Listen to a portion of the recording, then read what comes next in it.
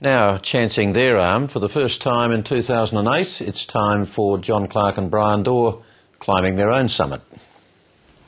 Kevin Rudd, good evening. Good evening to you, Brian. And congratulations, Prime Minister. Thank you. Now we're getting somewhere, aren't we? Now you've announced you're having a summit meeting with a number of very prominent Australians. That's right, Brian. Yes, and some not very prominent ones. Yes, the government's going to be there as well, of course. No, but Brian, my point is that there'll be some ordinary people at the summit as well. Yes, the federal ministers will be in attendance, won't they? The point I'm probably trying to make here, Brian, is that there'll be some people with no connection with politics at all at the talk fest. In attendance. It's not a talk fest, Brian. It's an ideas summit. Right, OK.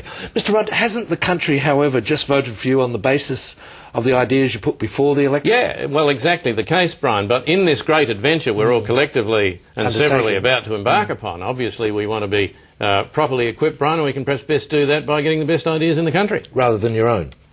Well, as well as our own, Brian. I was thinking of adding to the pool of our own ideas. Oh, so you've got a few ideas? Oh, yeah, we're knee-deep in ideas down at the Institute, Brian. Yeah, but obviously we're going to draw the best ideas from the broader community as well. And then the others will flow. Oh, yes, the others will follow, Brian, as surely as the night follows the day. Have you selected the people who are going to be there? Yes, we have, Brian, and we've gone for a very broad range of people with a broad range of interests, a broad range of expertise, and, of course, people who have access to ideas. Yeah, and what sort of ideas will they bring to this table? Well, we won't know till I get there, Brian, but I'm expecting some absolute crackers. I think and it's in April, isn't it? It is in April, yes. We're doing April's a particularly good time to hold these sort of talk fest things? It's not a talk fest, Brian, it's an ideas summit. And as it happens, yes, April is a particularly propitious period for ideas. Really? And why is that?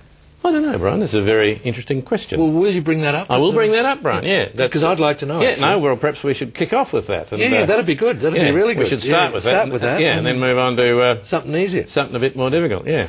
And do you think this is anything like Mr Hawke's great... Talk fest that he had? Yeah. His was a talk fest. Well, I thought it was an ideas... Yeah, so did he. But it turned out, I think, when they found the black box, it was a talk fest. But it's similar, Brian, only in the sense that ours is similarly ecumenical, similarly very inclusive, very broad-ranging.